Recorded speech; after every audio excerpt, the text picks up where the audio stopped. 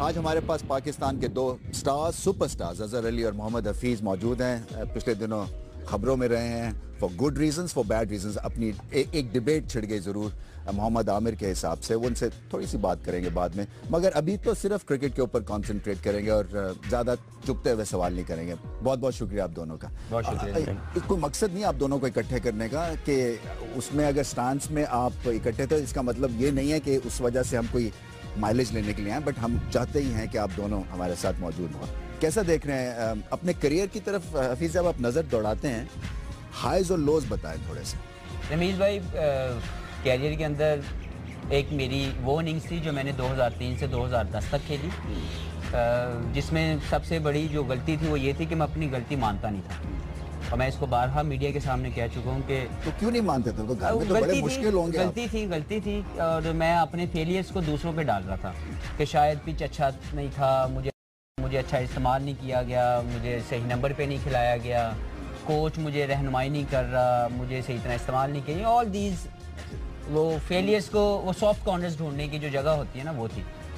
और फिर मुझे रियलाइज़ हुआ कि ये किसी की वजह से नहीं हो रहा, ये मेरी अपनी वजह से हो रहा, मैंने ही इसको इम्प्रूव करना। फिर मैंने उस पर काम किया 2007 से 2010 तक। और फिर जो मेरी दूसरी इनिंग शुरू हुई 2010 के बाद से लेके अब तक जो मैं खेल रहा हूँ, वो अल्हम्दुलिल्लाह, क्योंकि मैंने उसको समझा, उसको माना और उस पर मेहनत की, उसको इम्प्रूव करने की कोशिश की। और हर दिन करता हूँ, अब भी रोज़ाना उठता हूँ और हर दिन मैं आता हूँ, कुछ ना कुछ नया सीखता हूँ, कुछ ना कुछ नया करने की कोशिश करता हूँ। तो उसके साथ मेरी जितनी कामयाबियाँ मुझे इस पिछले 5 साल में मिली हैं और पाकिस्तान के लिए मिली हैं, उस पर मुझे यकीन करें कि दिल से बड़ी खुशी है। और मैं उसको हमेशा प्राउड फील करता हूँ कि मुश्किल हालात के अंदर ऐसा परफॉर्म करना, मैं उसको हमेशा जो है वो अपने उस किए के ऊपर, अपने उस बेहतर परफॉर्मेंस के ऊपर हमेशा खुश होता हूँ। अजहर, आपकी बैटिंग की एबिलिटीज़ के बारे में तो किसी को शक और शुबा नहीं है, मगर वनडे क्रिकेट में ऑलमोस्ट बाहर और फिर कप्तानी मिली है, तो ये ट्रांजिशन आप के हिसाब से कैसी है और क्या चैलेंजेस हैं? बिल्कुल, देखिए, जब कमबैक हुआ मेरा, और as a captain obviously pressure, double pressure था। एक कमबैक का था, ऊपर से पाकिस्तान को लीड करने का था। उससे पहले जो 2 साल में वनडे टीम से बाहर रहा, और जिस तरह हफीज़ भाई ने भी बात की ना कि दूसरों पे इजीली बंदा डाल सकता है कि यार, मे बी मैं समझता हूँ कि मैं डिज़र्व करता था, लेकिन उस टाइम पे मैं यही सोचता था कि मुझे अपनी गेम में इम्प्रूवमेंट लेकर आनी है। जो भी रिक्वायरमेंट्स हैं वनडे क्रिकेट की आजकल, उसको मैक्सिमम फिल करना, ताकि जब भी मैं खेलूं तो उसमें परफॉर्म भी कर सकूं और टीम के लिए भी फ़ायदेमंद हो सकूं। तो वो 2 साल मेरे लिए बहुत, एक तो हार्ड भी थे। मेरी ख्वाहिश होती थी मैं वनडे टीम में आऊँ, लेकिन ये था कि वो मेरे लिए एक टाइम मिला मुझे अपनी गेम के ऊपर काम करने का। तो आई थिंक कि वो जो 2 साल थे मेरे लिए बड़े इस तरह सीखने के हिसाब से बहुत अच्छे साबित हुए। और जब मैं वापस आया टीम के अंदर और एक न्यू मेंटालिटी के साथ, क्योंकि हमारी जो बैटिंग का रिफॉर्म है वो, मतलब कि आजकल की क्रिकेट के हिसाब से, तो वो मैंने खुद ये एज ए कैप्टन भी ये समझा कि हमें थोड़ा सा अब पुश करने की ज़रूरत है। और मेरी बैटिंग ऑलरेडी एक पुश मांगती थी, तो वो फिर मैंने उसको अप्लाई किया अपनी गेम के ऊपर भी, और कोशिश कर रहा हूँ कि टीम भी इसी तरह पॉजिटिव क्रिकेट खेले। आई थिंक उसके बाद इसलिए रिजल्ट्स भी अच्छे आए कि पॉजिटिव तरीके से मैं जाके खेलना शुरू हुआ। फ्रस्ट्रेशन होती है अजहर के आजकल के दौर में जो स्टार्स बन जाते हैं वो 20 ओवर्स की क्रिकेट और 50 ओवर्स की क्रिकेट से बनते हैं, निस्बतन जो रियल चैलेंज है टेस्ट क्रिकेट, उसको उतनी अहमियत नहीं मिलती है। बिल्कुल ऐसे है। हमारे थोड़ा सा हमारे पाकिस्तान के कल्चर में भी ऐसा है कि थोड़ा शॉर्ट फॉर्मेट पसंद किया जाता है, जो कि एक बुरी बात नहीं है। ऑब्वियसली जो T20 के प्लेयर्स हैं वो भी एक एक्सेप्शनल प्लेयर्स होते हैं, और उसका एक अलग टैलेंट होना ज़रूरी है। लेकिन ये है कि जो main cricket, test cricket, I think मैं समझता हूँ कि सब तमाम क्रिकेटर्स जो ये कहते हैं कि test cricket is the ultimate, I think कि जो उसमें बेस्ट परफॉर्मर्स होते हैं, आई थिंक उनको ज़रूर माइलेज उनकी ज़रूर मिलनी चाहिए, जो कि पाकिस्तान में रहते हुए आसान नहीं है लेना। जैसे देखा जाए तो यूनुस भाई मेरे ख्याल टॉप रन गेटर बने पाकिस्तान के लिए, और इंशाल्लाह हमारी दुआ है कि वो खेलते रहें इसी तरह ही और 10,000 रन भी बनाएं। तो आई थिंक वो बहुत बड़ी एक अचीवमेंट है, जो कि हम शायद पाकिस्तानी उसको इस तरह रेट नहीं करते। बिल्कुल। आपने कहा आपके 2 मुख्तलिफ दौर हैं हफीज़, और अब का दौर जो है वो आपके हिसाब से आपका सुनहरी दौर है। एक बहुत बड़ा चैलेंज भी है आपके सामने, बॉलिंग नहीं कर सकते। जी देखें, लाइफ तो है ही चैलेंज, और हर दिन आपको एक नया चैलेंज मिलता है एज ए प्रोफेशनल। आपने उसको पार करना है, आपने उसको हल करना है। अगर आप नहीं कर सकते तो आप फेल हो जाते हैं। तो ये भी एक चैलेंज आया मेरी क्रिकेटिंग कैरियर के अंदर, जब वो चीज़ जिसके साथ मैं पिछले 12-13 साल से क्रिकेट खेल रहा था, उसको किसी रूल के मुताबिक भी अप्लाई किया गया, और मुझे उसमें जो है पता लगा कि मेरे एंगल्स ज़्यादा हैं, तो जो कि पहले दिन में थे। अगर कोई इशू था तो ऐसा तो मैंने कोई चेंज नहीं किया, जो था वो पहले दिन से मौजूद था। तो खैर जो कुछ भी हुआ उसके होने के बाद एक मेरे पे एक्स्ट्रा बर्डन आ गया इस चीज़ का, कि मीडिया की तरफ से स्पेशली, कि जी हफीज़ जो है वो एज ए बैट्समैन खेल सकेगा कि नहीं खेल सकेगा। हालांकि मेरी तमाम परफॉर्मेंसेस अगर आप देख लें तो मैं खुद हमेशा कह चुका हूँ कि मैं बैट्समैन हूँ। मैंने कभी भी अपने आप को बॉलर कंसिडर नहीं किया। मेरी बॉलिंग ने टीम के कम्बिनेशन को बेहतर करने में बहुत ज़्यादा उसमें मदद दी, मेरे अपने कैरियर में मुझे बहुत ज़्यादा फ़ायदा हुआ, लेकिन मैंने कभी भी उसकी तरफ इतना ध्यान नहीं दिया। तो मेरी हमेशा से कॉन्सेंट्रेशन तो एज ए बैट्समैन रही थी। तो वो चैलेंज मेरे पास आ गया, और क्योंकि अवलीन तरजीह ही मेरी बैटिंग थी, मैंने उसमें थोड़ा सा एक्स्ट्रा टाइम दिया। और मुझे खुद एहसास हुआ कि वो जो फटीग मुझे बॉलिंग की वजह से मिलती थी, वो जो प्रेशर मेरे ऊपर बॉलिंग करने की वजह से आता था कि मैंने हर क्रूशल मौके पे बॉलिंग भी करनी है, वो ख़त्म हो गया। और मेरे पास एक सिंपल हल था टीम के लिए परफॉर्म करने का, टीम में कंट्रीब्यूट करने का, वो था मेरी बैटिंग। मगर आपने इनके लिए तो मुश्किल कर दी ना, ऑलराउंडर से आप बैट्समैन बन गए। तो मेरे ख्याल नहीं किया आपने? नहीं तो अब ये ऑलराउंडर बन गया ना, अब ये बॉलिंग कर रहा है। तो मेरे लिए ये था वो ये चीज़ थोड़ी और ज़्यादा मुझे इसमें मज़ा ये आया कि अब मेरी तमाम कंसंट्रेशन अपनी बैटिंग पे आ गई थी। इससे आप आर्गुमेंट हफीज से नहीं जीत सकते ना। नहीं वो तो मुश्किल है, लेकिन ये आपकी बात मैं आपको 100% एग्री करूँगा कि इनकी बॉलिंग की वजह से बैलेंस ऑफ हो गया। कप्तान को बहुत आसानी होती थी टीम का कॉम्बिनेशन बनाने में, तो वो जाने की वजह से पूरी पाकिस्तान टीम इससे बहुत ये ना कि डिसअपॉइंट हुई कि एक हमारे ऐसे बॉलर जो कि एक तो एज ए बॉलर भी ऑब्वियसली वो इम्पैक्ट क्रिएट करते हैं। इनका लॉस आपका गेम बन गया। ये बहुत अच्छा साइन है कि जिस तरह जो हम समझ रहे थे श्रीलंका में जब इनके बॉलिंग के ऊपर बैन लगा तो हम बड़े वरीड थे कि शायद ये पता नहीं किस तरीके से लेते हैं, बड़ा डाउन कर देता है इंडिविजुअल के ऊपर, तो इंडिविजुअल भी है। और लेकिन इन्होंने जिस तरीके से उसको लिया उस कंडीशन में हमारे लिए जीत बहुत इंपॉर्टेंट थी कि चैंपियंस ट्रॉफी का एक तलवार लटक रही थी, तो उसमें उन्होंने एक्सेप्शनल बैटिंग की अल्हम्दुलिल्लाह, और पूरी सीरीज में परफॉर्म करते गए। तो आई थिंक उस प्रेशर को हैंडल उन्होंने बड़े अच्छे तरीके से किया। आपकी रिसेंट जो फॉर्म, बैटिंग फॉर्म है अजहर, वो आउटस्टैंडिंग है, इसलिए कि टेस्ट क्रिकेट में मैं बात करता हूँ, क्योंकि मुश्किल पिच पे अभी आपने श्रीलंका में एक बहुत ही ज़बरदस्त किस्म का 100 किया था। उसको कहाँ रेट करते हैं अपनी परफॉर्मेंसेस में? बिल्कुल, वो श्रीलंका में जब भी आप जाएं तो वहाँ पे कंडीशंस ऐसी होती हैं, आसान नहीं होती बैटिंग के लिए, बड़ा आपको फोकस रहना पड़ता है, कंसंट्रेशन आप सेट भी हो गए हैं तो कोई ना कोई ऐसा हो रहा होता है, हेल्प मिल रही होती है बॉलर को।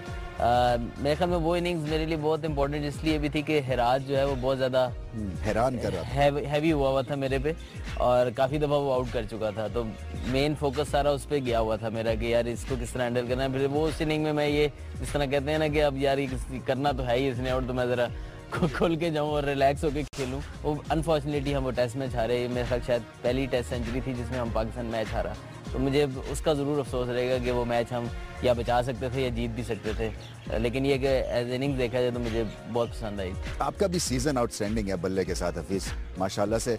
अभी जो आपने एक बड़ा 100 किया था, शारजा में था, मेरे ख्याल में इतनी क्लीन बैटिंग मैंने नहीं देखी आपकी तरफ से। नहीं, असल में मैंने बताया कि मेरा क्योंकि सारा ध्यान अब अपनी बैटिंग की तरफ आ गया हुआ है, गो कि मैं अपनी बॉलिंग पे भी काम कर रहा हूँ, वो भी मुझे कितना मुश्किल है इसको वापस इसको रीमॉडल एक्शन के साथ? है तो मुश्किल बहुत ज़्यादा, क्योंकि जो भी नेचुरल आपके मसल्स की मेमोरी है वो हमेशा से सेम है, और उसमें क्योंकि यहाँ तो आप जानबूझ के कोई ऐसा काम करें तो बंदा उससे आसानी से हट सकता है, लेकिन एक नेचुरली आपके अंदर वो मौजूद है, तो उसको हटाने का पूरा एक नेचुरल फिनोमिना, पूरे नेचुरल मसल्स की रेपुटेशन जो है उसको आपने चेंज करना है। तो चेंज तो मैंने किया काफ़ी, और अभी शायद अगर उसमें मजीद थोड़ी सी बेहतरी की जरूरत है, उसमें मैं अपने पे काम कर रहा हूँ। लेकिन क्योंकि बैटिंग मसले का पता चल गया, वैसे काफ़ी चीज़ें समझ में भी आ मतलब फ्रंट ऑन से साइड ऑन होना, यही फ्रंट ऑन साइड ऑन कुछ नहीं है। They are some other techniques जो आपको रिक्वायर्ड हैं, जो लाइक हम सोचते हैं कि शायद जब मैंने क्रिकेट शुरू की थी तो उसमें बॉलिंग के लिए बताया था कि जितना आप कान के पास से हाथ लेके आओगे उतना ज़्यादा आपका जो है ना वो बेहतर एज एक्शन क्लीन होगा और बेहतर स्पिन मिलेगा। आज के दौर में जितना कान के पास आओगे उतना ज़्यादा आपका जो है ना वो बैंड आ जाएगा।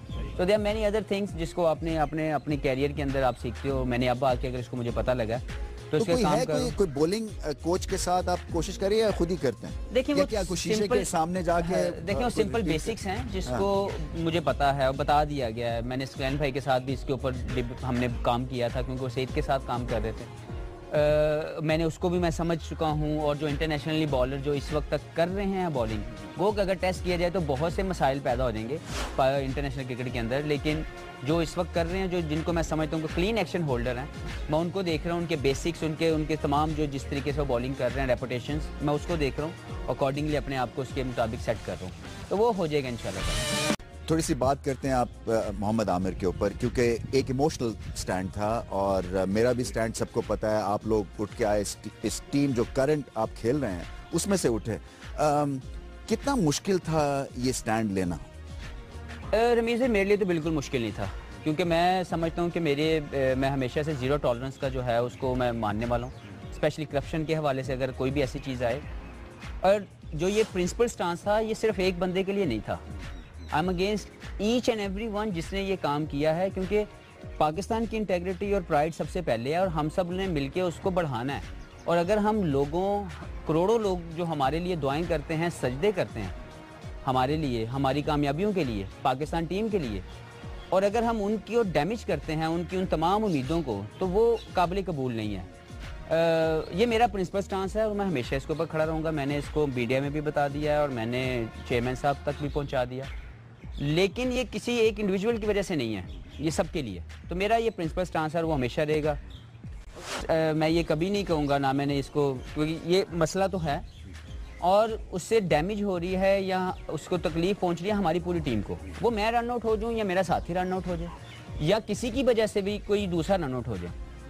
तो आई थिंक मैं खुद इसको बड़ा एनालाइज किया और इसमें एक सबसे बड़ी वजह तो ये आई कि क्योंकि हम सब लोग, ये जो अभी जो टीम बन रही है, जो अभी न्यू ग्रुप इकट्ठा हुआ है, इसमें नए लड़के हैं, कोऑर्डिनेशन हमारा सेट नहीं हो पा रहा और हम ज़्यादातर सर्कल में सिंगल लेते हुए आउट हो रहे हैं। और कैसे आउट हो रहे हैं कि दोनों एक साइड पे खड़े हो जाते हैं। तो ये वैसे कमाल महारत है। मैं ये कह रहा हूँ, इसकी रीजन समझने की जरूरत है। और रीजंस के अंदर या तो हो ना कि हम बाय डिस्टेंस हम 1 मीटर 2 मीटर पीछे रह रहे हैं, इट्स नॉट दैट, हम एक जगह इकट्ठे हो रहे हैं। सही बात है। तो ये मतलब मेरा ये चले कुछ दो तीन बताएं इंस्टेंसेस के। एक तो ये बैठा है मेरे साथ, इसके साथ पिछले। अच्छा मुझे बताओ, ठहरो, अब आपने अपना बता दिया। अजहर, कितना मुश्किल हो गए अगर आप बैटिंग करने जाएंगे इनके साथ, तो पहले बताना पड़ेगा रूल्स ऑफ द गेम के मिड ऑन पे मेरी बॉल है अगर नहीं 8-9 दफा मैं इंटरनेशनल क्रिकेट में रन आउट हुआ हूँ और इनकी कितनी मेहरबानी, 7 दफा इनके साथ माशाल्लाह, नजर न लगे। लेकिन ये नजर लग ही जाए। लेकिन ये मैं यहाँ पे बताता चलूँ कि ऑलवेज इनका फॉल्ट नहीं होता, लेकिन समटाइम क्योंकि ऐसी वो क्रिएट हो चुकी है कि समटाइम मुझे थोड़ा सा कभी इनको ट्रस्ट नहीं होता। रनआउट ऐसी सिचुएशन होती है, या ये होते हैं या करा देते हैं या इनके साथ होता है, तो ड्रेसिंग रूम में क्या होता है? एक चीज बता दें, मैं इनके साथ काफी दफा रन आउट हुआ हूँ, लेकिन एक दफा भी हम इकट्ठे एक जगह पे नहीं हुए। हम बाय डिस्टेंस जो है ना रन आउट हो गए। अब कम से कम मैं ये जरूर कोशिश करता हूँ कि मैं परले एंड की तरफ चला जाऊँ। नहीं, लेकिन आई थिंक इसको सीरियसली हम सब ने इसको नहीं, मतलब मैं प्रेशर, मतलब यही है कि रन्स नहीं निकलते तो फिर प्रेशर पड़ जाता है। नहीं, ऐसा नहीं है। होता ये कि आप जब कॉल का रिस्पांस नहीं करते, फर्ज करें किसी ने यस किया, देन आई हैव टू नहीं। मुझे ये बताएं, आपका सिंगल जो है वो आपकी प्रायोरिटी लिस्ट में कहाँ आती है? मतलब मेरा ये है ना कि अगर जैसे आप one day cricket, test cricket, T20 single की इंपॉर्टेंस तो बहुत जरूरत है, क्योंकि वो आपको रोटेट करती है। आप चौके और छक्के पे खेलते हैं, लेकिन नॉट दैट मच, बिकॉज आपको सिंगल रोटेट करती है and give you a time जहाँ पे आप सोचते हैं कि क्या हो रहा है, क्या चल रहा है। तो सिंगल तो आपने लेने ही है, और सर्कल में आपको लेने के लिए you required a good coordination. और हमारा, क्योंकि मैं खुद आपको बता रहा हूँ कि जो मुझे एक बड़ी वजह लगी है वो ये है कि कोऑर्डिनेशन में थोड़ा सा कमी है। उसको हमने एडमिट भी किया है एज ए टीम मीटिंग के अंदर, और हम इस पे काम भी कर रहे हैं। अच्छा, कोऑर्डिनेशन तो एक कॉलिंग के मुताल्लिक भी है क्या? यस, मतलब या देखें, भाग जा मतलब कंफ्यूजन। ये एक बहुत ज़रूरी है कॉल को लाउड करना, क्योंकि क्राउड होता है। उसके बाद जब आप प्रेशर में होते हैं ना, तो आपकी कुछ चीज़ें काम भी आधी करनी होती हैं, लाइक आपकी सेंसेस है, सुनने की सेंस भी आपकी थोड़ी सी कम हुई होती है। अब बोलने की भी अगर आप कहें ना, तो समटाइम प्रेशर में आप यस को बड़ा स्लोली कहते हैं या वेट को। तो आई थिंक उसमें बड़ा लाउड एंड क्लियर होने की जरूरत है कि मेरे साथ भी इंजमाम ने ऐसा किया हुआ है वेस्ट इंडीज में कि मैंने मिड ऑफ पे शॉट मारी, मेरी कॉल थी, और वो जड़ा रहा और बड़ी मुश्किल से फॉर्म आई थी। उस वक्त वेस्ट इंडीज़ अपने प्राइम पे होती थी, तो मैं रन आउट हो गया, कुछ 40 पे था। तो मैं इंतज़ार कर रहा हूँ कि इंजीर आउट होके आएगा तो मैं इसकी ज़रा क्लास लूँगा। वो खेलता रहा और मैच जीतवा आके वापस आ गया। तो आके तो पैड वैड उतारे, मैंने कहा वेल डन ये वो। मैंने कहा किया क्या तुमने इंजीर? कहता है वो आपकी आवाज़ ही नहीं आई। तो मतलब नहीं, आवाज़ ये तो हेलमेट पहनी हुई, प्रेशर। आपके पास 25,000 30,000 क्राउड अगर आपको देख रहा है और वो शोर मचा रहा होता है, आपको वनडे T20 के अंदर टेस्ट में थोड़ा कम होता है, लेकिन इन दो फॉर्मेट्स में बहुत ज्यादा क्राउड होता है, तो लाउड कॉलिंग जो है वो भी रिक्वायर्ड है। और फिर ट्रस्ट लेवल, प्रेशर तो पड़ जाता है हफीज। मुझे मैं इस वक्त अंडर प्रेशर हूँ। हाँ, डोमेस्टिक के अंदर मैं अभी 2 मैच खेल रहा हूँ। बिल्कुल रन आउट नहीं, मैंने बचा लिया। नहीं क्योंकि यू सी अपनी तो एक तो है कि आउट मैं अजहर के साथ खेल रहा था बिकॉज़ वी प्ले टुगेदर। हम इसने ना उसमें एक हल्का सा शॉट खेला तो वो भी गलत कॉल थी, तो मैंने कहा नो, खुदा के लिए मैं रन आउट नहीं करना, मैं करवाना चाह रहा हूँ। सो यू नो इस किस्म की चीजें भी नहीं, मैं ये आपसे रिलेट कर सकता हूँ। कहते हैं, कह रहे हैं मैं रन आउट नहीं होना चाहता, करवाना चाहता हूँ। मैं कहा ना, मैं करवाना चाहता हूँ, खुदा के लिए वहीं पे रहे।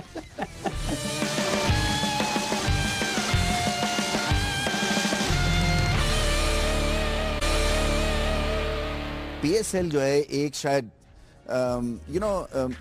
वही फैसिलिटेटर के तौर पे काम आए, जो कि आप गल्फ की बात करें या गैप की बात करें, वो थोड़ा क्लोज हो जाए। नहीं, इसमें देखें, इसमें तो कोई शक नहीं है कि जो इस किस्म की जितनी लीग्स जो प्लेयर खेलते हैं, उन प्लेयर्स की जो हैंडलिंग द प्रेशर है वो बॉलिंग कर सकते हैं ना PSL में। I don't know, I still have to make sure, क्योंकि मैंने बोर्ड से PCB के लोगों से बोला था कि मुझे इसकी इन्फॉर्मेशन दे दें। शायद वो मुझे पता लग जाए 1-2 दिनों के अंदर। लेकिन मैं ये बात करना चाहता हूँ कि देखें, जितनी भी ये लीग्स खेल रहे हैं उनमें जो भी प्लेयर खेलते हैं उनके पास मौके मिलते हैं, और उस अपॉर्चुनिटीज़ के साथ आप प्रेशर हैंडलिंग सिचुएशंस के ऊपर आपको मौका मिलता है। फ़र्ज़ करें अगर मैं इंटरनेशनल लेवल पे मुझे 2 मौके मिले हैं, तो इन लीग्स के अंदर मुझे 10 मिलेंगे, तो 10 मौक़ों में मैं अपने आप को बता सकूँगा, और फिर हैंडलिंग द प्रेशर का जो एक कॉन्फिडेंस है वो मेरे अंदर आ जाएगा as a individual, as a professional. तो आई थिंक ये हेल्प करेगी हमारी क्रिकेट को, हमारे प्लेयर्स को। और आप देखिएगा कि इसके साथ, क्योंकि अब अटैचमेंट तो हो चुकी है, अब वनडे के अंदर भी T20 मोड ऐड हो चुका है, तो ये ओवरऑल हमारी लिमिटेड क्रिकेट को ऐसी लीग जो हैं वो हमें एडवांटेज देंगे, फायदा देंगे। आपका भी लाहौर से खेलेंगे अजहर, बड़ी बात है, इसलिए कि लाहौर में आपकी सारी ग्रोथ हुई है और लाहौर के साथ अटैच होंगे।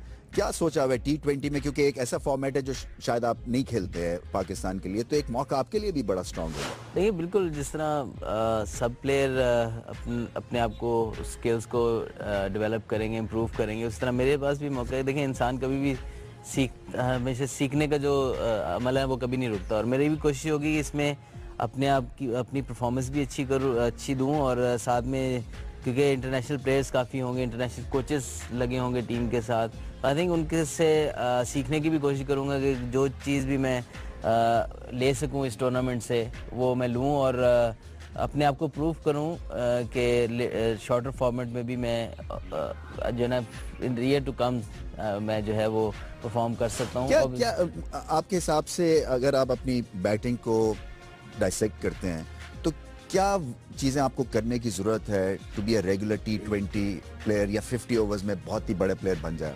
आपने कोई गोल सेट किए हैं? क्या कोई इम्प्रोवाइजेशन में आप करने की सोच रहे हैं, या बड़ी शॉट्स की तरफ जाएंगे? देखिए, मेरा अपना एक छोटा सा प्लान होता है कि मैं अपनी लिमिट्स में रहते हुए जो मैक्सिमम जो ना इम्प्रोवाइजेशन कर सकूँ। टेस्ट क्रिकेट से आहिस्ता आहिस्ता मैंने शुरू की, जब टीम को ज़रूरत होती थी मैं थोड़ा सा चीज़ों को देख के लर्न किया कि यार इस टाइम पे किस तरीके से मैं रन्स को तेज़ निकाल सकता हूँ। फिर आहिस्ता आहिस्ता उसको वनडे में लेके आया, वनडे से अब कोशिश करूँगा वही इसी तरह ही स्टेप बाय स्टेप अब T20 के अंदर भी कोशिश करूँगा कि जो मेरी एबिलिटी है उसको थोड़ा सा इन्हेंस भी करूँ, और उसको बहुत ज़्यादा कोई उसके साथ वो जिसको इसने सीखा है, तो वो ट्रांसफॉर्मेशन जो है ना वो एक बैट्समैन की वो रिक्वायर्ड है। और आई थिंक कि इसका, या मैं अपने आप को इस तरह लेके आता हूँ कि मेरा भी, और मेरे सामने एक और एग्जांपल है मिसबाउल हक, कि वो भी एक ऐसा प्लेयर था जिसकी स्किल्स वाइज इतनी कोई बड़ी वो नहीं, आप उसकी तारीफें कर सकते हैं, लेकिन कमिटमेंट होना, हार्ड वर्कर होना,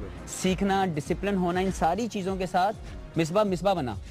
अजहर ने अपने आप को दुनिया के सामने शो किया, और मैं भी कोशिश कर रहा हूँ कि लोग मुझे कम से कम इतना मान लें कि मैं बैट्समैन हैं? आप क्यों फिक्रमंद हो रहे हैं इतना? आप मत सुना करें जो ये कह रहे हैं कि आप औसत दर्जे के प्लेयर हैं, आप नहीं हैं। Thank you sir. बिल्कुल नहीं है। T20 में हफीज कप्तानी की थोड़ी सी बात कर लेते हैं, इसलिए कि प्रेशर बेइंतहा होता है क्योंकि आपके पास टाइम होता नहीं है। तो मेरा ये बिलीफ है कि हर एक को अपना खुद कप्तानी करनी पड़ती है T20 में, क्योंकि इतनी ज़्यादा तेज़ी से चीज़ें हो रही होती हैं। आपका भी यही मानना है?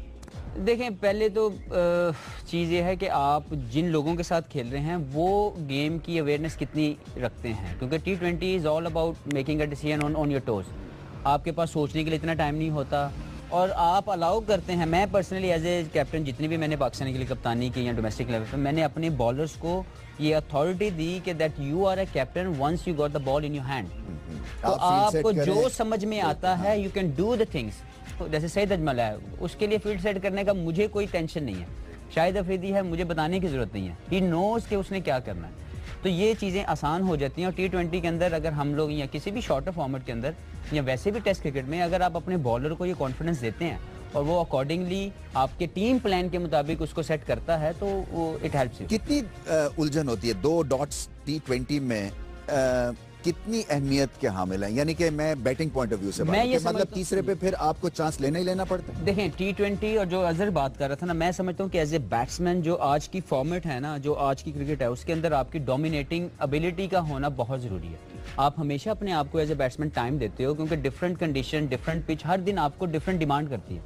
अगर आप में वो डोमिनेटिंग एबिलिटी नहीं है then you are not good limited over cricket player, वो चाहे वनडे में आ जाए या वो T20 में आ जाए। तो एज ए बैट्समैन आपने सिर्फ ये बढ़ाना है कि once I got settled then I can dominate, no matter वो फास्ट बॉलिंग है, वो स्पिनर्स हैं, अच्छा स्पिनर है, ब्रेक हो रहा है, सीम हो रहा है, आप में वो डोमिनेटिंग एबिलिटी है, you can play all limited formats. तो मेरे लिए तो मैं हमेशा अपने आप को बैक करता हूँ। समटाइम मैं भी बहुत ज़्यादा मिस्टेक करता हूँ कि मैं अपने आप को वो चांस नहीं देता कि मैं उसको सेटल करूँ, क्योंकि जब आप में एबिलिटी होती है तो आप अगर पहली 15 बॉलों पे अगर आपने 15 रन किए हैं तो आप अगली 10 बॉलों के ऊपर आप 25 रन या 20 रन बना सकते हैं। तो आप में ये एबिलिटी होनी चाहिए दैट एट द एंड आपने 35 बॉलों पे 50 कर दिया। तो वो आपको वो कॉन्फिडेंस होना अपने ऊपर और अपनी एबिलिटीज़ को बैक करना, डोमिनेटिंग एबिलिटी आपके अंदर होना, ये चीज़ें हैं जो आपको लिमिटेड फॉर्मेट के अंदर इन दिनों में बहुत ज़्यादा ज़रूरत है। अजहर, आजकल वनडे क्रिकेट में slow deliveries, slow yorkers, wide yorkers, जैसे कि फास्ट बॉलिंग का जो ट्रेंड है वो बिल्कुल ही खत्म हो गया और फास्ट बॉलर रखना जो है वो खतरे से खाली नहीं है। आपकी क्या थिंकिंग है फ्रॉम कैप्टनसी पर्सपेक्टिव और पॉइंट ऑफ व्यू? एक फास्ट बॉलर का आप मुकाम समझते हैं? क्योंकि वो जो स्पेल वहाब रियाज का था वर्ल्ड कप में, वो एक डिफाइनिंग मोमेंट था हमारे लिए, तो इसलिए कि वो एकदम से पुरानी यादें पाकिस्तान क्रिकेट की ताज़ा हुई थी उससे। नहीं, बिल्कुल। आई थिंक फास्ट बॉलर्स की क्रिकेट तो हमेशा, फास्ट बॉलर जो रियल फास्ट बॉलर्स हैं वो हमेशा से एक थ्रेट रहेंगे दूसरी बैट्समैन के लिए भी। और एक एज ए कैप्टन आपके पास अगर कोई सही फास्ट बॉलर होता है तो बहुत हेल्पफुल होता है। और दूसरा ये है कि जिस तरह स्किल्स की बात आप कर रहे हैं, स्लोअर वन और ये सारा, ये आजकल की डिमांड है क्रिकेट की, क्योंकि एक पेस पे अगर आप बॉलिंग करेंगे तो आप उसके लिए आप कप्तानी करते हैं 50 ओवर्स में, तो ये एंगल्स फील्ड के ये बॉलर खुद ही बदलता रहता है या आपको पता होता है तीसरा बॉल स्लोअर बॉल है तो मैं ये फील्डर सीधा करूँ? उसमें कोशिश ये होती है कि हमें, क्योंकि आजकल क्रिकेट में आप जिसको कहते हैं ना कि क्या हिस्सा आप देख सकते हिस्से की तरफ, आपकी उसमें क्या टेक है? क्योंकि आप तो कप्तान हैं और आपकी इसके अंदर कोई व्यू पॉइंट है? नहीं, बिल्कुल। आई थिंक स्टेबल जो है होना टीम का बहुत ज़रूरी है। बहुत ज़्यादा चेंजेस लास्ट सीरीज़ में तो बहुत ज़्यादा हो गई। सम फोर्स चेंजेस थी, सम मिस्टेक्स भी कह सकते हैं हम, सिचुएशन को उस तरह रीड नहीं कर पाए। उसका ऑब्वियसली आपको एक्सेप्ट भी करना चाहिए कि अगर आपसे कुछ चीज़ें सही नहीं हुई हो। आई थिंक उस चीज़ से ये हमने लर्न करने की ज़रूरत है और आगे हमें मेरे ख्याल में कंसिस्टेंट बेसिस पे एक जो है वो बैटिंग ऑर्डर भी और टीम को भी एक कंसिस्टेंट बेसिस पे चांसेस देने की ज़रूरत है और उसी में फिर आई थिंक सक्सेस भी आगे आएगी इंशाल्लाह। आई थिंक अजहर ने खुद ही डिफाइन कर दिया है कि देखें, हमारी एक फॉर्मेट है जिसमें हम बहुत कामयाब रहे हैं, वो टेस्ट क्रिकेट है। उसमें आप अपनी सिलेक्शन देख लें, आप अपने प्लेयर देख लें, पिछले 5 साल से आपकी जो बैटिंग है उसके 90% वही प्लेयर खेल रहे हैं, तो आपकी उसकी परफॉर्मेंस देख लें। अब वनडे के अंदर एक सीरीज़ में जब आप पिछले 6 महीने की आप परफॉर्मेंस निकाल लें तमाम प्लेयर्स की, सिवाय 2-3 प्लेयर्स के कोई भी कंसिस्टेंटली नहीं खेल पा रहा, तो वो मुश्किल होती है। ये नहीं है कि मैंने टॉप स्कोर कर दिया तो मैं कहूँ जी मैं सब कुछ अच्छा कर रहा हूँ। भाई टीम नहीं जीते तो मेरे टॉप स्कोर करने का क्या फ़ायदा। तो समझने की ये ज़रूरत है कि इसमें भी वो स्टेबिलिटी लाने की ज़रूरत है, कॉन्फिडेंस देने की ज़रूरत है, और रेगुलर बेसिस पे जो बंदा आ गया ना, जो सिलेक्ट कर लिया गया, उसको 2-3 सीरीज़ें पे खिलानी चाहिए ताकि हमें फिर पूरा पता चल जाए कि कितने पानी में। अच्छा, अब न्यूजीलैंड का जाते जाते इम्पोर्टेंट सीरीज़ है हफीज़, इसलिए कि उन्होंने एक ट्रेंड सेटर बन गया न्यूजीलैंड। छोटा सा खित्ता है मगर मैकलम की कप्तानी में एक तरह से अपने आप को रीडिफाइन कर दिया उन्होंने, यानी कि नए बाउंड्रीज वो उसको जोल्ट कर रहे हैं, उसको क्रॉस करने की कोशिश कर रहे हैं। तो आपके लिए मुश्किल हुआ है जिसमें तो कोई शक नहीं है।